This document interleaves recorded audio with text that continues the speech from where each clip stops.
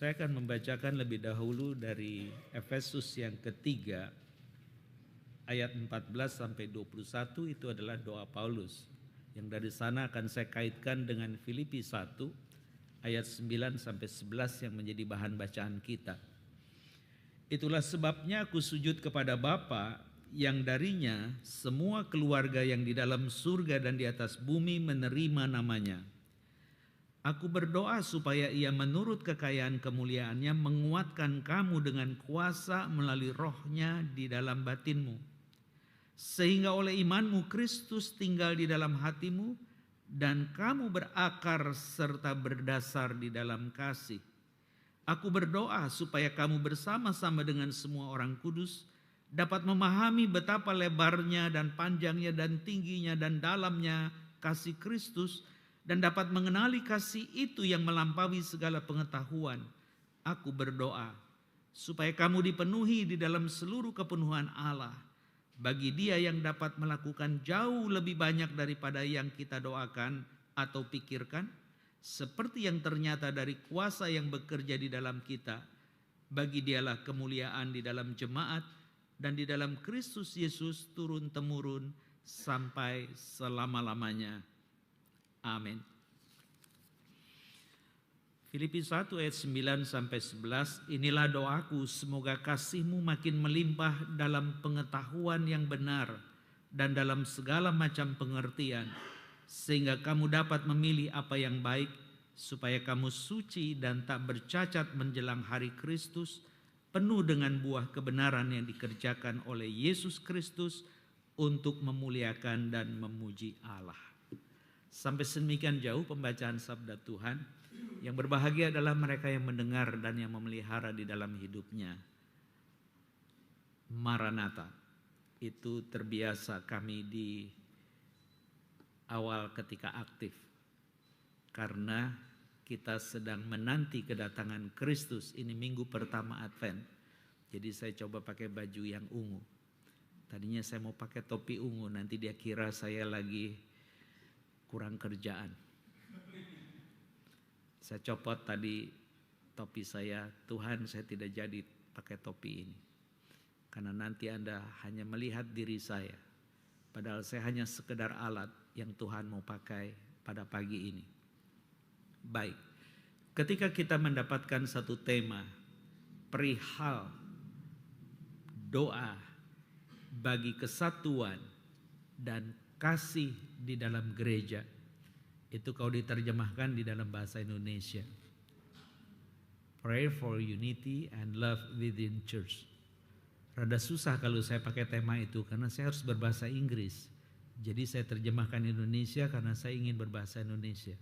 Walaupun saya lihat di sini ada yang datang dari Amerika, saya harus mengatakan sorry.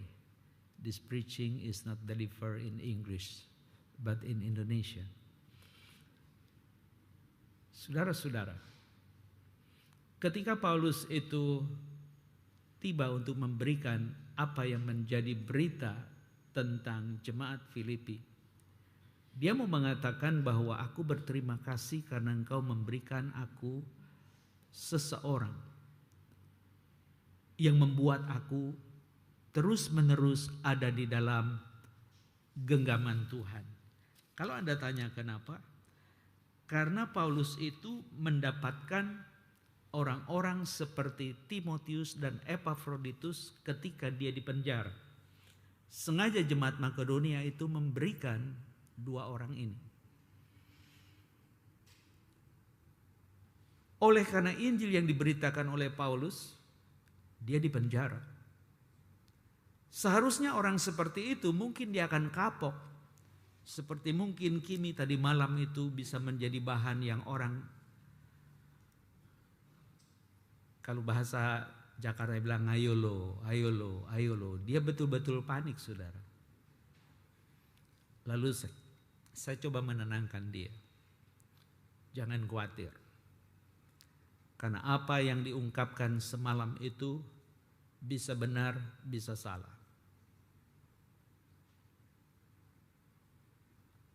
Saya pun harus berhati-hati untuk berkata-kata karena akan didengar di medsos. Saya tidak ada niat untuk membicarakan siapa orang yang berkata sembarangan. Tapi saya ingin orang-orang yang mengakar kepada cinta Tuhan, mengakar kepada kesatuan yang dibangun oleh Tuhan itu sendiri. Masih ingat semalam pendeta itu mengingatkan kita 2 kali, dia menekankan. Orang yang hidup di dalam kasih karunia tidak punya energi untuk menceritakan dirinya. Anda ingat itu? Saya tidak pernah menyasar dengan kalimat ini kepada siapapun. Kepada saya. Dan juga kepada Anda. Soal sejarah itu adalah catatan manusia. Yang Tuhan sendiri menggerakkan di dalam waktunya. Kenapa harus ditulis seperti itu? Karena kita merespon. Kalau Anda dan saya tidak merespon gerakan daripada cinta Allah, yang hari ini menjadi minggu Advent pertama, kasih Allah itu bukan sekedar atribut, tapi kasih Allah itu adalah Allah itu sendiri. Bagaimana kita bisa memahami bahwa Dia yang di sorga itu turun ke dunia? Untuk apa? Sekedar mengasihi engkau dan saya yang hidup melulu di dalam dosa. Padahal Allah itu bukan pencipta dosa. Dia Allah yang kudus. Ada sebuah paradoks yang sulit untuk didamaikan. Bagaimana ceritanya? Bahasa manusia tidak cukup untuk mengungkapkan dengan kisah-kisah. Kecuali satu, di dalam sikap dan perbuatan. Dan itu yang dibuat Yesus. Apa yang dia buat? Di dalam Filipi 2 jelas sekali kata kuncinya adalah mengosongkan diri. Mengosongkan diri apa? Bahwa Yesus yang adalah Allah, dia mengosongkan bukan berarti dia bukan Allah. Tapi dia menyisihkan sesaat karena sebuah panggilan dan tugas. Dia menjadi manusia seperti kita. Dan dia tidak menggunakan keilahian itu supaya dia menjadi Superman, tidak. Kalau dia menjadi Superman, dia tidak akan pernah mati di kayu salib. Tidak pernah. Tapi justru dia mati di kayu salib untuk mengingatkan kita. Oleh karena engkau dan saya adalah pendosa dan semua orang melakukan yang sama, sehingga dosa bukan sekedar ancaman, tapi nggak ada yang serius perihal upah dosa mati, nggak ada, karena semua melakukan yang sama. Tapi hari ini justru kita diingatkan bahwa Paulus ketika di penjara, dia masih mendoakan jemaat supaya kasih kita itu bertambah-tambah. Kenapa kasih harus bertambah? Karena ketika engkau mengenal Tuhan yang penuh kasih dan pemahaman kasih kita tentang Allah itu mandek, kehadiran kita itu tidak lagi memberikan kehangatan. Kehadiran kita dimanapun Tuhan menempatkan tidak membuat ada terang yang memberikan arahan. Yang ada kejengkelan. Karena sebuah kemunafikan sedang dimainkan di dalam sejarah. Kalau ada what next sesudah GSRI yang ke-75. Kalau menurut hemat saya sudah bicara di Pasutri beberapa waktu lalu. Bahwa kita sebagai makhluk 3 dimensi itu adalah orang yang tahu jalan ke depan dan ke belakang. Jalan ke kiri dan ke kanan. Karena kita tidak bisa jalan ke atas dan ke bawah. Dan saya katakan bahwa kiri, kanan, depan, belakang itu kesepakatan. Tergantung koordinat Anda berdiri ada di mana. Lalu ketika Anda mengatakan ke kiri, ke kanan, karena ada batas. Kalau batas itu diambil, masih adakah kiri dan kanan, depan dan belakang? Kalau tidak ada, berarti engkau dan saya adalah orang yang mudah tersesat. Anda dan saya tidak punya panduan untuk bisa berhasil, tidak ada. Tetapi kalau engkau dan saya bisa berhasil, bolehkah itu mengatakan saya? Paulus tidak sedang mau mengatakan itu di dalam Filipi. Dia mau mengatakan bahwa itu semua adalah kasih karunia. Dan orang yang hidup di dalam kasih karunia itu tidak ada energi untuk membicarakan sekedar dirinya yang hanya debu. Tetapi kalau debu itu digunakan dan akhirnya bisa membuat karya yang luar biasa, disitulah titik yang kita harus waspada. Kalau menurut hemat saya, bubarkan dinding itu. Tembok itu bubarkan karena itu tembok kenyamanan kita. Itu adalah tembok keamanan kita. Dan mulai hari ini kita berpikir sebagai GSRI yang tidak lagi bertembok. Tapi sayang kan Pak, itu materialnya diapakan? Recycling menjadi jembatan. Untuk membawa banyak orang yang tadinya jauh di sana mendekat kepada Tuhan. Itu yang barangkali bisa saya sampaikan tentang ide kasih yang harus bertumbuh. Sehingga engkau dan saya harus berdoa untuk cinta yang seperti itu. Lalu tumbuhnya di mana? Tumbuhnya dikatakan di dalam ayat tadi. Apa yang dikatakan di dalam definisi doa Paulus tentang kekuatan atau kuasa dan kasih itu Efesus 3 tadi yang saya mau garis bawahi. Jadi isi doa Paulus itu soal kuasa dan kasih. Sehingga dia mengatakan ada kekuatan yang dia pakai kata dunamis. Turunannya menjadi dinamika. Alatnya menjadi dinamo. Orang listrik pasti tahu. Karena ketika dia diputar itu mesin, ya, dinamo itu yang dalamnya ada kumparan magnet itu, ketika dia putar dia menghasilkan listrik.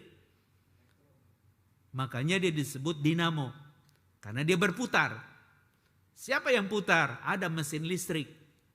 Jadi ketika mesin listrik itu putar dia keluarkan listrik. Kalau Anda nggak punya listrik, nggak pakai mesin listrik. Pakai mesin motor. Bahan dasar bensin diputar, keluar listrik. Itu kita bilang dinamo. Padahal orang listrik bilang dinamo itu sekedar brand saja. Isinya kumparan kawat-kawat yang memberikan medan magnet tertentu yang akhirnya menghasilkan listrik.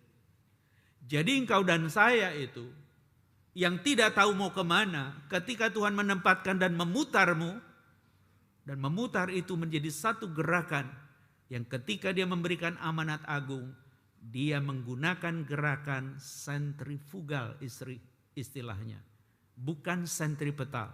Apa itu sentrifugal? Itu adalah putaran yang dari satu titik itu mengarah keluar. Itu sentrifugal.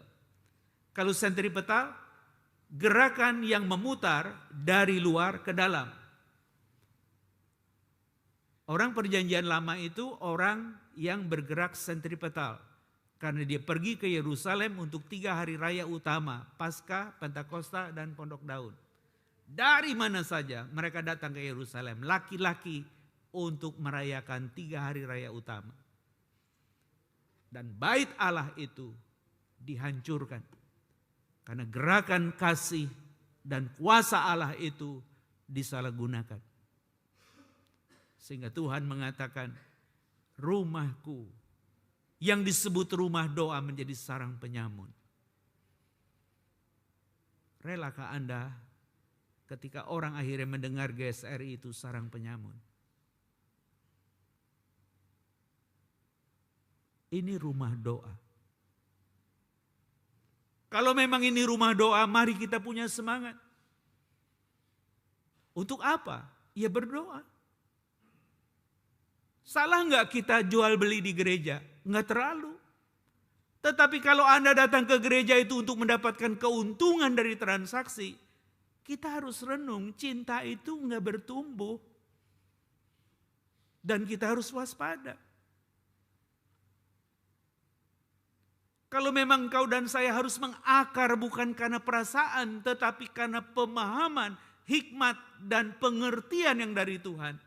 Kita ditanya lagi, yang mana yang dari Tuhan? Ya kitab suci ini.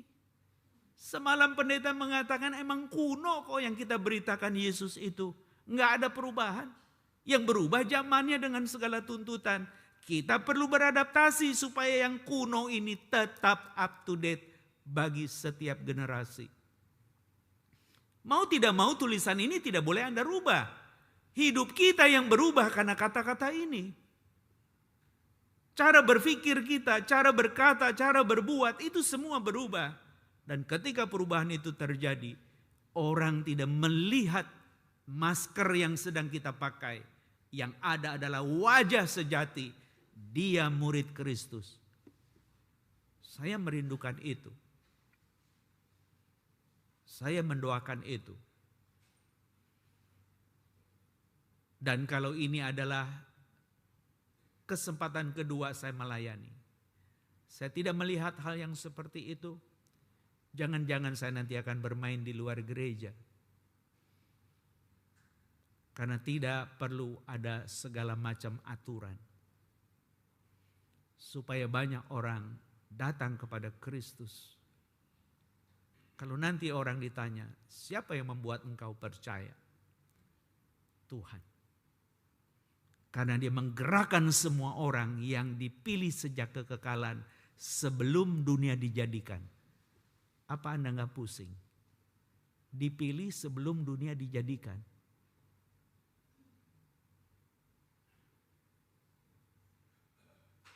Enggak pusing.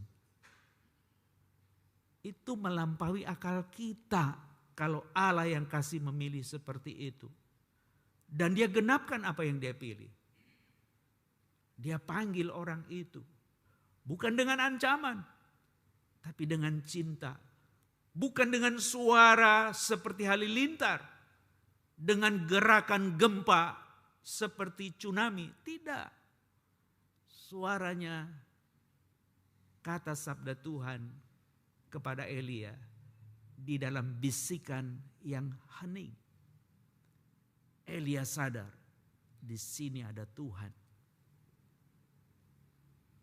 Jadi ketika engkau itu boleh bahagia di gereja Tuhan. Bukan karena jumlahmu besar. Tapi karena sikap orang yang engkau cintai dan doakan itu berubah hidupnya. Buat kita cukup. Karena sesudah itu Tuhan akan multiplikasi. Karena apa yang ada di GSRI ini otentik. Bukan copy paste. Saya akan melihat nanti saudara Felix, ya seperti itu.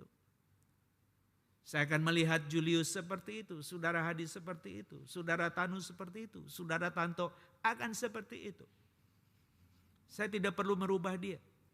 Tapi yang ada adalah saya men-triggernya. Engkau bisa lebih dari itu. Karena kebaikan itu adalah buah kebenaran. Dan kalau orang Inggris bisa menggunakan good dengan better and best, maka dia mengatakan kasih yang bertumbuh itu harusnya tidak berhenti di kebaikan, tetapi kepada yang terbaik. Dan untuk maksud itulah kita harus sehati, sama dasarnya, dan setia di dalam pekerjaan, kata hamba Tuhan semalam. Karena engkau dan saya berkolaborasi sebagai pribadi-pribadi yang diselamatkan Tuhan. Di dalam bagian itulah diingatkan, kalau begitu engkau harus berdoa untuk cinta yang Tuhan sudah mencintai kita lebih dulu, sehingga kita bisa mencintai orang lain. Terus pray for unity itu bagaimana? Unity itu bukan seragam. Seragam itu uniformity. Tapi aturan gereja terkadang memaksa Anda, kita harus hidup seragam. Kalau enggak seragam, enggak benar.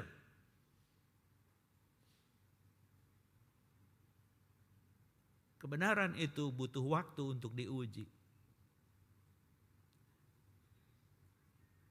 Saya semalam pun enggak bisa tidur pulang dari sini.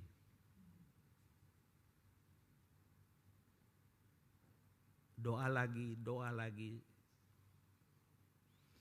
1:30 saya baru tidur. Jam 5 beruntung bangun lagi. Siapkan lagi. Dan pada gilirannya saya tahu. Saya harus waspada untuk tidak sembarangan ngomong. Jadi kalau memang tidak harus sembarangan ngomong apa lagi? Apa yang disebutkan doa bagi kesatuan bukan seragam, itu tidak mudah. Karena semua teknologi hari ini memaksa sebuah metodologi yang seragam supaya mudah dioperasikan. Kalau nggak seragam susah operasinya. Jangan jauh-jauh. Tadi multimedia juga pening kan. Anda akan bilang kan itu tinggal dioper aja, balik lagi. Nggak bisa, kalau Anda ada di balik sana baru Anda tahu susahnya. Terus ada kalimat yang sebenarnya perlu Anda doakan. Boksu, di Taman Sari itu selalu ada gangguan. Multimedia kita itu selalu kacau. Terus yang diganggu siapa ya? Yang ngeganggu siapa ya? Mungkin kuasa gelap, betul. Tapi kalau kita sembarangan ngomong, maaf. Jangan-jangan yang di sebelah lebih kuat kuasanya dari kita. Berarti Anda nggak muter kan sebagai dinamo yang memberikan energi. Mandek. Jangan salahin orang dong. Berarti kita belum terlalu siap untuk tampil menjadi representatif Tuhan. Ketika engkau meminta doa untuk sebuah kesatuan bukan seragam, berarti perlu jiwa besar menghargai orang lain.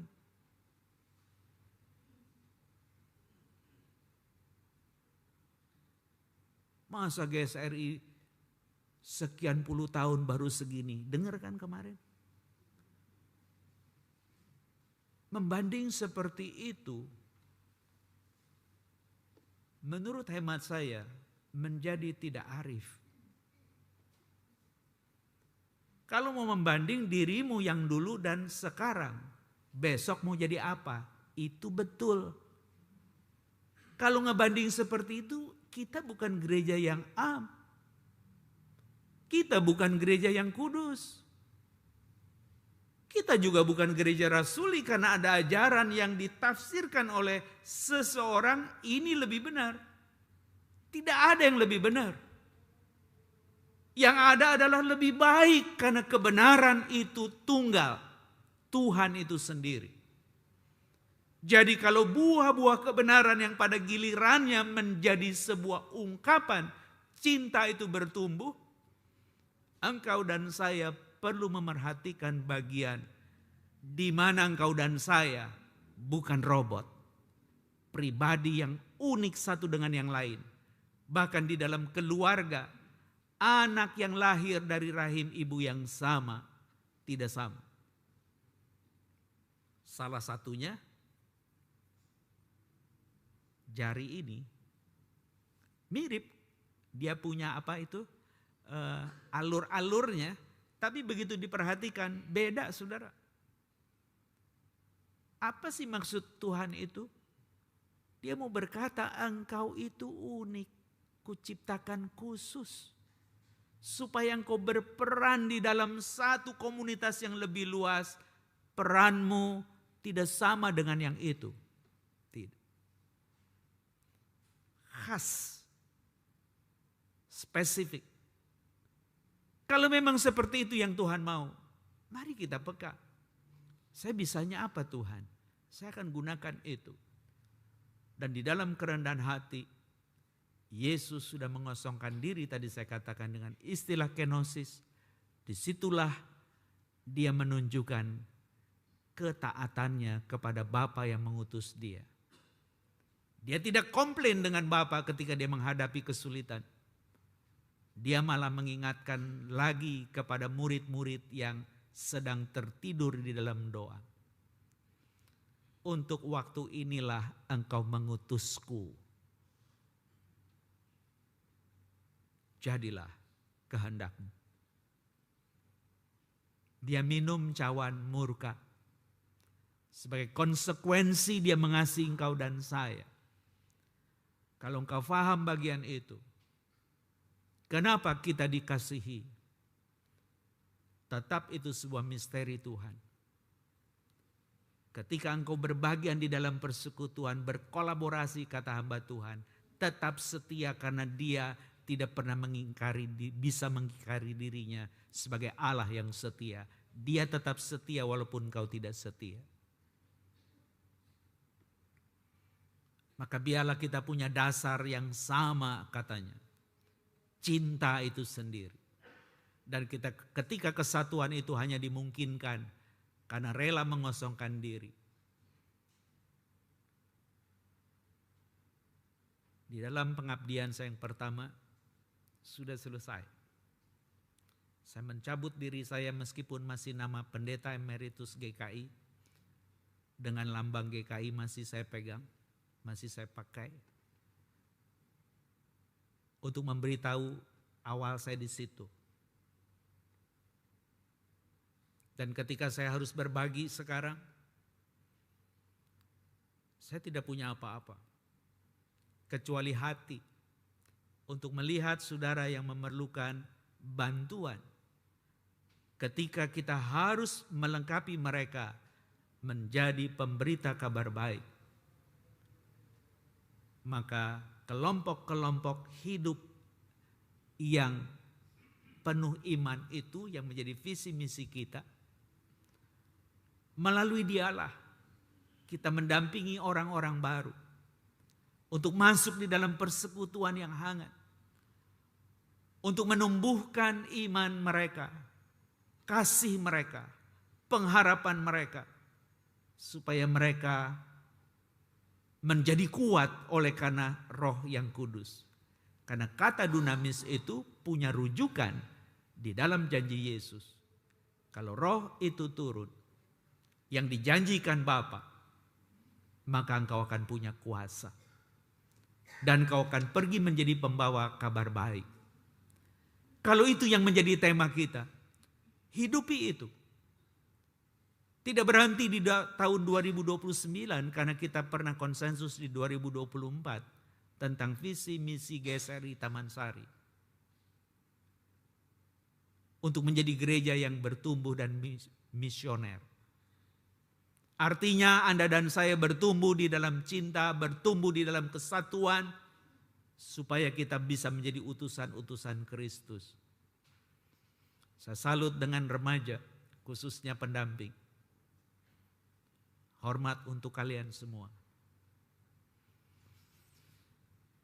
Datang di gang yang kecil, yang tidak mudah.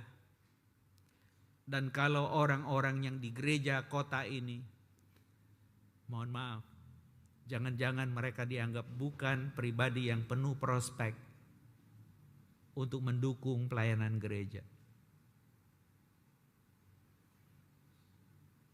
Tapi saya mau mengatakan, engkau ditempatkan di sini.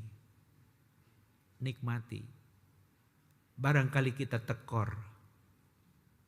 Iya.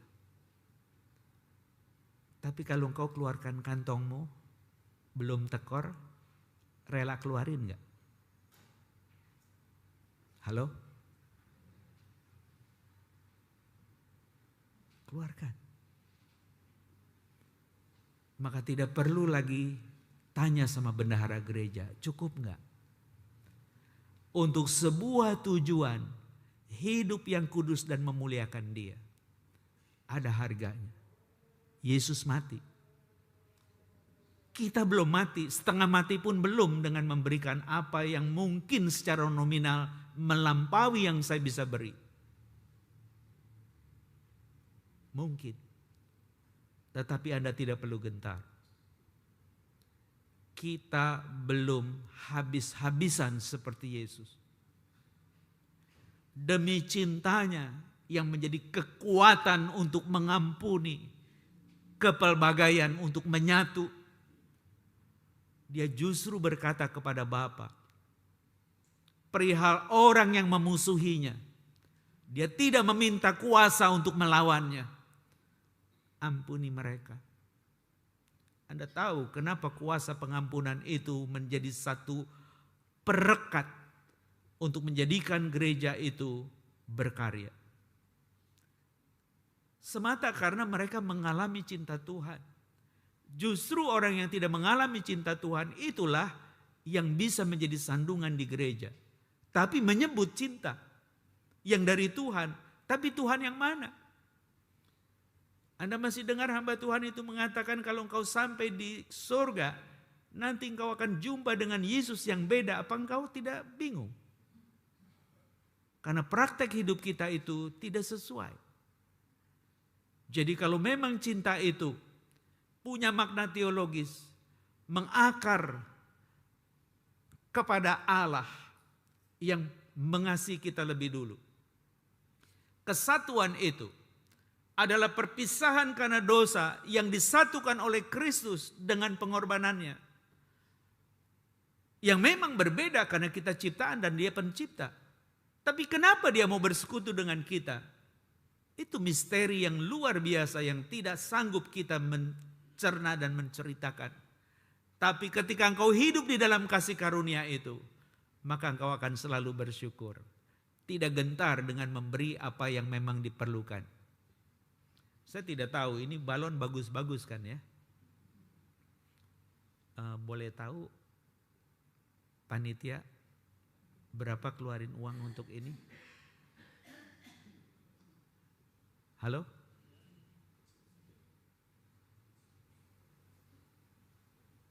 $25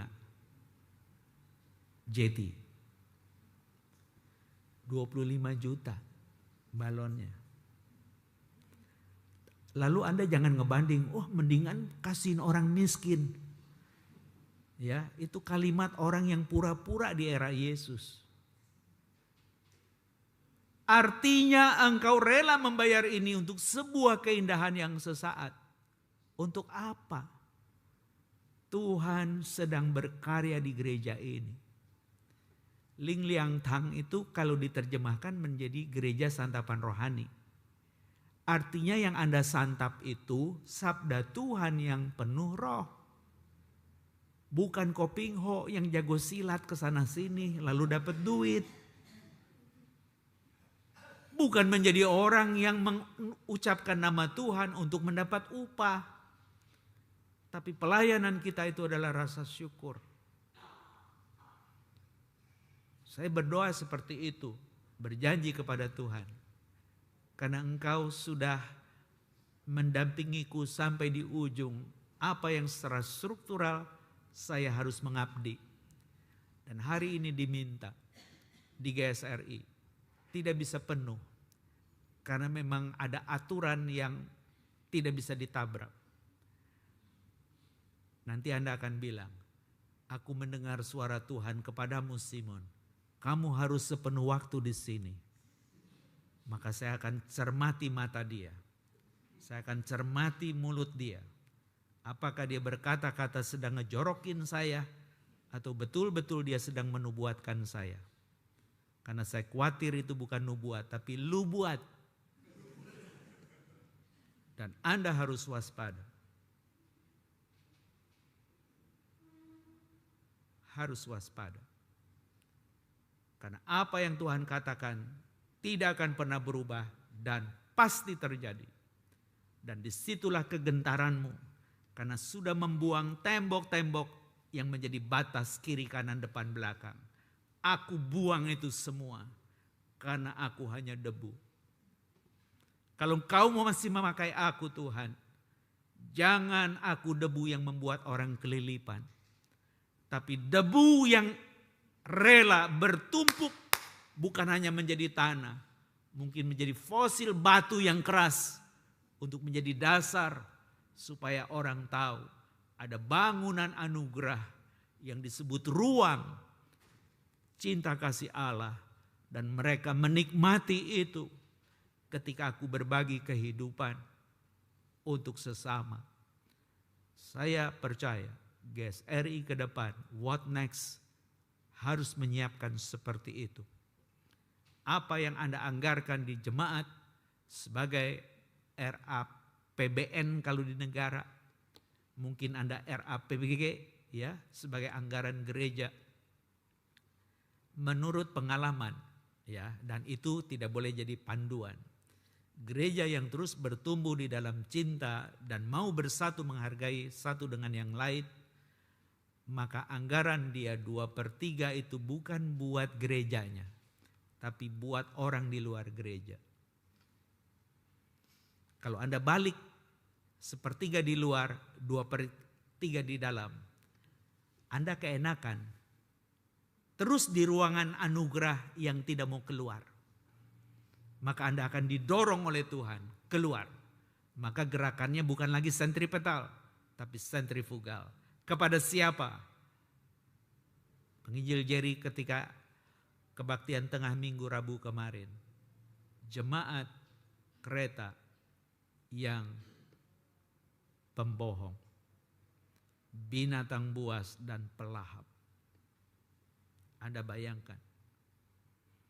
Orang-orang seperti itu yang harus kita kenalkan Injil.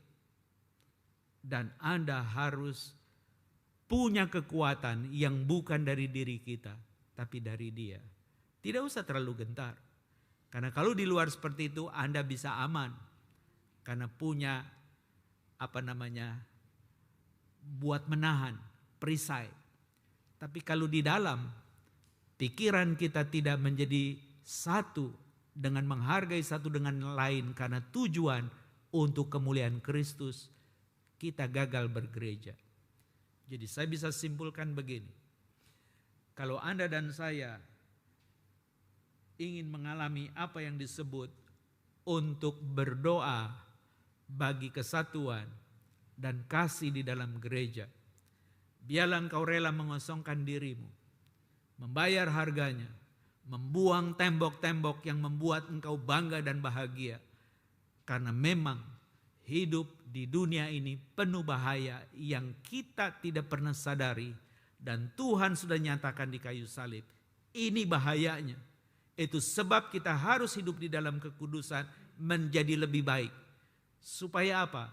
Supaya ketika engkau sampai sebagai pribadi yang kudus, karena kasihmu bertumbuh, kesatuanmu yang tidak lagi memikirkan diri sendiri bertumbuh, maka pada gilirannya orang tahu engkau adalah utusan Kristus, engkau adalah murid Kristus, dan ketika orang mau menaruh namamu di sana, mungkin kau akan pergi seperti yang Yesus lakukan ketika dia membuat mujizat itu, dan ketika orang mau menunjuk mana orang itu, sudah hilang dia. Karena dia tidak perlu publikasi dan promosi seperti itu. Nanti toh dia akan ditinggikan Allah. Maka Filipi 2 yang sering disebut di dalam istilah Latin Carmen Christi, pujian bagi Kristus, dikatakan tidak ada lidah yang tidak mengaku, tidak ada lutut yang tidak bertelut bahwa Kristus Tuhan Juru Selamat. Maka tadi dalam nas, tidak ada nama di bawah kolong langit yang penuh kuasa, yang di dalamnya orang percaya diselamatkan. Biarlah engkau bertumbuh di dalam. Biarlah engkau menikmati kebersamaan seperti hari ini. Kalau hari ini jumlahnya segini, buat saya sudah baik. Karena kemarin Anda all out berhari-hari. Saya mengikuti gladi resik Anda berjam-jam, diulang-ulang. Terus diulang-ulang. Saya sampai juga stres yang tidak berbagian. Bagaimana yang di sini? Tetapi mereka setia. Hanya untuk satu alasan. Supaya orang akhirnya tahu di GSRI ini ada Tuhan yang hidup. Dan kau mengalaminya. Dan saya boleh menikmatinya juga. Karena memang dia tidak pernah berbohong. Dan hari ini kita ada dengan sukacita. Ibu Bapa yang saya kasihi, masihkah engkau mau memberikan yang terbaik dalam hidupmu untuk Tuhan?